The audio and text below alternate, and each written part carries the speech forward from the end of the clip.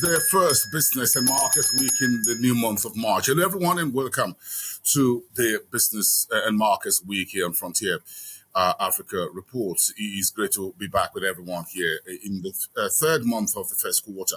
But let's just take a very quick look at how the final trading day of February looks like across a number of frontier African markets. The GSE finished the month on Friday at 1.58% in the negative 33. We've seen the all-share index in Africa's biggest equity market down from 88,000, just holding the tail coats of 86,000 on Friday. The market pulled back very strongly in South Africa, in line with the rest of the emerging markets. That is, the Nairobi stock market was down by 0.25%. The EGX 30 started on Sunday, which was the first market to trade on the African continent, started the week on Sunday, 0.81% in the green for the EGX 30,857. The BRVM in Cote d'Ivoire finished Friday by about 0.5% in the green. The Nigerian market at about 14 basis points in the green territory. The Zimbabwe stock market roared on Friday, once again, 2.2%. Very strong upside.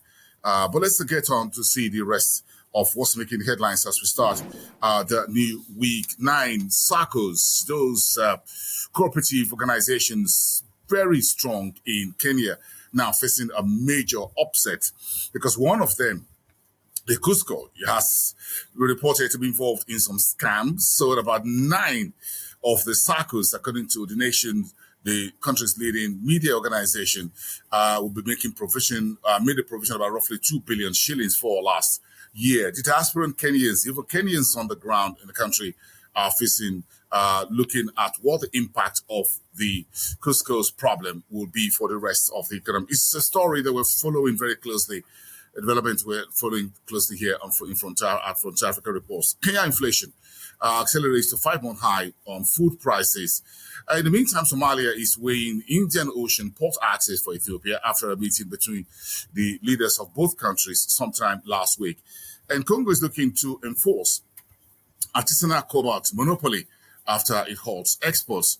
And Tanzania's Naylor, backed by Axel, is looking at $120 million in funding round. We've got a lot more to cover for you in East Africa and the rest of the continent moving forward. But let's just step into West Africa, and we've got wider Africa story from Moody's ratings late last week, saying Nigeria and Egypt banking system are positive on the back of consolidation and recapitalization going on in Nigeria and the reforms in Egypt, as well as the other steps being taken by President El-Sisi within the system, within the economy. 9 banking regions on the continent, including the CEMAC region, which is the Central African region, the WAEMU for French-speaking West Africa, Kenya, South Africa, and others are rated stable by Moody's ratings.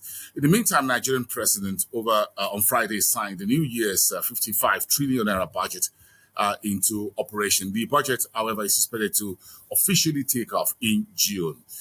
The International Finance Corporation, the World Banking, the private sector lending arm of the World Bank, and the Africa Risk Capacity are putting forces together to strengthen agri insurance operations across the continent as we see problems coming through the impact of climate change. South Africa, Zambia, Zimbabwe, Malawi, and elsewhere. All that being taken into consideration, and of course up to the Sahel between Sudan and the South Sudan as well. Ghana has voided the order reinforcing ENI, the Italian energy giant, to merge field operations of its oil with local producer. And those are some of the headlines here in West Africa. But let's just step into Southern Africa. Zambia reported inflation at nearly 40-month high over the weekend. But in corporate news, SPAR in South Africa says it's been able to resolve the SAP issues that it had. And that is, which, of course, caused some problems, resulting in about 2 billion rand sales loss to the retailer. And Durban, the port of Durban, is expected to get the lion's share of the 9 billion rand logistics upgrade that Transnet is looking to put in place. And in Zimbabwe, the Electricity Organization Agency says depressed power generation will be taking place effective from yesterday, Sunday, the 2nd of March, because of the maintenance being conducted on the Mwange hydropower system. So everyone's got to keep that in mind. This upgrade will take some time between now. It will take a couple of weeks down into the next month and beyond. And still in Zimbabwe, TSL, in corporate news, says it's exiting two non-core businesses, which is a farming business as well as the Avis budget car rentals business, will concentrate on its core operations.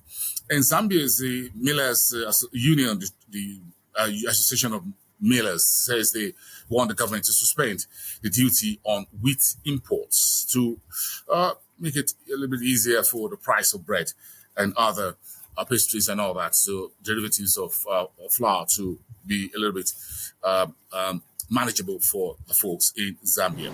But let's take it up all to the north. Good news, Egypt and Morocco, two of the biggest economies north of the continent, said they are boosting trade relations with an agreement on how and fast-tracking that. And you can read up more on that on Moroccan news. Morocco's pepper exports to Europe, also European Union, rose a whopping 65.6% because Spain's exports was down by 26.4%.